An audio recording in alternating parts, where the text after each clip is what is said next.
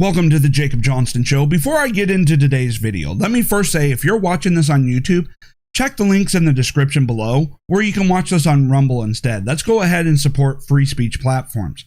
Also, the videos are where I just cover a summary of a single topic. If you want the full show, the full discussion, then subscribe to the audio version of the podcast in Apple Podcast or any other podcast directory. Okay, so let's go ahead and dive right on into this. So the Democrats are out there really trying to push the whole January 6th Commission, that this was one of the greatest attacks on our nation's capital in the history of the United States. And they can't fathom why Republicans won't get on board. And yes, they found 35 Republicans, but 90% of the Republicans in the House wouldn't get on board and support the January 6th Commission. And this has the Democrats outraged, or at least feigning outrage, such as what we see in this video. I want to thank the gentleman from New York and the other Republicans who are supporting this and thank them for their bipartisanship. To the other 90% of our friends on the other side of the aisle, holy cow, incoherence. No idea what you're talking about. Benghazi, you guys chased the former Secretary of State all over the country, spent millions of dollars. We have people scaling the Capitol, hitting the Capitol Police with lead pipes across the head, and we can't get bipartisanship. What else has to happen in this country? Cops. This is a slap in the face to every rank and file cop in the United States. If we're going to take on China, if we're going to rebuild the country, if we're going to reverse climate change, we need two political parties in this country that are both living in reality, and you ain't one of them. Wow, there was a lot to unpack there, and they wonder why we don't trust the Democrats with the January 6th Commission. First off, what does climate change have to do with what happened on January 6th? I'm really confused by that particular point, and it's also interesting that the party that ran on defund the police and supporting domestic terrorists are now out there trying to talk about how this is a slap in the face of police officers. Now, he's gone out there and like the rest of the Democrats are trying to say this was one of the greatest attacks on our democracy and our nation's capital. And yet, a lot of the narrative has already been debunked. First of all, the people didn't storm the Capitol. They were invited in. They were invited in by the Capitol Police. There's actual video of the Capitol Police telling them, okay, you can come in. You can protest. This is part of your First Amendment right. But it just needs to remain peaceful. And you saw the people that were talking with the police officers say, yes, they're letting us in, but we must remain peaceful. No violence. We must remain peaceful if we are to be heard, which is why all the videos seems to show that the people who were going around the Capitol were walking around as if they were part of a tour group. Single file, double file lines being directed by the Capitol Police where to go in the building. And you see that QAnon shaman who had his picture, with a Viking hat going onto the Senate floor, being escorted onto the Senate floor by the Capitol Police. All right, and then other people going off into senators and representatives' offices just to get a picture of them sitting behind the desk of an elected representative. All right, was there maybe an instance or two of violence? I'm sure there was. You get a large group like that with emotions, you're going to get some people who got out of control. Sure. One might say, though, that they were mostly peaceful. But unlike the Democrats, we could say that 90 to 95% of the people who were inside the Capitol on that day were, in fact, peaceful. It's not like they were going around burning down buildings, burning down police buildings, calling for the murder of police officers or anybody who supported their ideological opponents. And the Democrats didn't have any problem with that. And it's interesting how they want to investigate January 6th, but they don't want to investigate all the domestic terrorism caused by Black Lives Matter and Antifa for over a year. So they're already being very partisan with this, overhyping their statements and refusing to acknowledge actual facts that debunk, by and large, most of their narratives. But instead of going through all of that, the debunking, let me go ahead and take a slightly different direction. Why don't the Republicans trust the January 6th Commission? I wonder. Why is it that Republicans are out there warning how the January 6th Commission is just going to be nothing more than a political tool used by the Democrats in order to attack Republicans? Well, just in case you have a short memory, a memory of a goldfish like most of the Democrats do, let's go ahead and take a few examples here of why it is we don't trust the January 6th Commission to be bipartisan, about the truth, and objective. Okay, so example number one. Hey, you remember that whole Mueller probe thing? Where they got an investigation. They said Mueller was beyond a reproach, that he was honest, objective, and that he was only seeking to get to the truth. And then it turned out the entire investigation was baseless. It was based off of Christopher Steele having been paid by the Democrats, who made up a bunch of information. And then none of the investigators ever actually followed their own procedures. The Woods procedure never went off to determine whether or not there was any evidence to support the accusation. They just took it at face value. And then they lied to the FISA courts in order to get secret surveillance warrants, going as far as altering documents in order to manufacture evidence in order to secure that FISA warrant. Remember that? You remember that? And then they got the Mueller team in place after Trump fired James Comey. And then they were going off and saying, yes, Mueller, he can be trusted. And then it turned out that when the Mueller report came out, Mueller was basically clueless about a lot of the key facts, and that he produced a report that was largely debunked, and how his exclusive focus on Republicans led to him ignoring the much greater actual evidence that Democrats were colluding with foreign nationals, organizations, and governments in order to try and influence the outcome of the 2016 election, although they failed. Remember that? Like that instance of the Trump Tower meeting, where that Russian lawyer, Natalia Vetneskaya, secured a meeting with Trump Jr. under false pretenses, and Trump took the meeting as a favor to another person.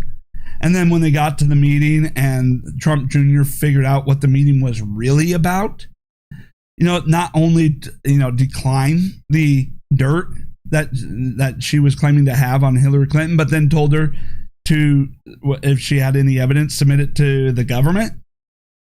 And then Mueller comes out and his report edits out all that key details and just says he met with a Russian lawyer and, made the false claim that he was seeking dirt on Hillary Clinton. Remember that? But then when it turned out that that Russian lawyer was actually working for the Democrats, and Mueller, having ignored all the evidence, was clueless that she was working with the Democrats trying to create dirt on the Trumps. Remember how we found out that lawyer only got to enter the United States because after she got the meeting, the Obama administration went out there and gave her an expedited special visa to enter the country so she could make the meeting, met with the Democrats' opposition research firm before the meeting, and then after the meeting met with the Democrats' opposition research firm, and that Russian lawyer was actually a Democrat operative. And Mueller was clueless about that. And while he was attacking Trump for Trump Jr. and Trump's campaign for meeting with that lawyer, they ignored the fact that lawyer was actually working for the Democrats. Or how about the fact that he produced that Mueller report about foreign interference in the election? And that report has been, by and large, almost completely every aspect of it discredited because they were altering transcripts, altering evidence, going through and lying by omission, editing out key details in order to fit the Democrats' narratives. I wonder, after a special counsel probe like that, why it is we wouldn't have any faith or trust in the Democrats running an investigation. Or you remember how impeachment, that was supposed to be, very serious. You don't play politics with impeachment. And yet the Democrats then went out there and tried to impeach President Trump twice. and they had absolutely no basis, no evidence, no actual witnesses to support their charges and claims that they were using to justify impeachment, and that it was just a completely partisan tool in order to influence outcomes of elections, just like they used the baseless Mueller probe in order to try and influence the outcome of election by using it to attack exclusively Republicans while ignoring all the much greater evidence against the Democrats. Yeah. So of course we know that the January 6th Commission is only going to be about targeting Republicans, right? And that they're going to go off and use this to try and influence the outcome of the 2022 midterms. And the media is going to go off and hype it up. But further evidence of why you can't trust Democrats or anyone on the left. Let's see here. In schools, the left is now making the claim that the Make America Great Again slogan is covert white supremacy. So you see how they try to go off and twist everything anybody says on the Republican side and try to demonize it as covert white supremacy, dog whistles, and all that. And you expect that the January 6th Commission is going to be fair, honest, and objective versus trying to twist. Well, you said that we must remain peaceful, but everybody knows what you really meant. You know, the read between the lines. So you really were inciting violence. You know, or how the left is now saying that if you don't support the Antifa, the domestic terrorist group, then you're as bad as Hitler. So, okay, if you don't support a group burning down cities, then you're as bad as Hitler. But we must demonize people who were invited into the Capitol, took a tour, and, you know, maybe some of them did a few improper things. You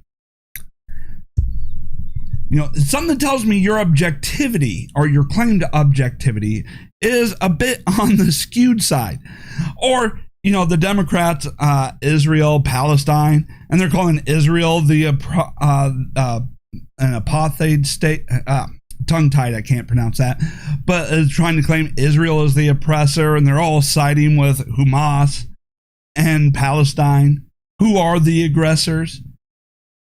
You know, they're completely warped and twisted. So we know exactly what the January 6th Commission is going to be about. It's not going to be about, you know, facts, truth, evidence, or anything of that nature. Instead, what it's going to be about is them using, once again, the powers of government to target their political opponents. But it's going to go much further than just targeting candidates for office this time. They're going to use this as an excuse to go after everybody. So they're going to start going after anybody who ever voiced any support for President Trump. And that means anybody running for re-election, they're going to target them. And as part of targeting them and trying to dig up dirt on them through government means to feed to the Democrat opposition, in addition to that, they're going to start going after their donors. Oh, no, we must go after the donors. Who is funding, you know, these people, you know, inciting violence and promoting attacks on our democracy? So we must go after the donors. Oh, how do these people communicate? We must go after free speech sites like Parler and Gab and Minds, you know, because they helped, you know, with the organization of this attack, even though it was actually more conducted on Facebook and Twitter. But well, they'll ignore that and they'll go after free speech sites and try to get them shut down so that we are stuck only with Facebook and Twitter, which is going to censor out everything in their promotion of the Democrats, which is an illegal in-kind contribution. So they're going to target the candidates, their donors, and free speech platforms. So that, and then they're going to go off and target conservative influencers.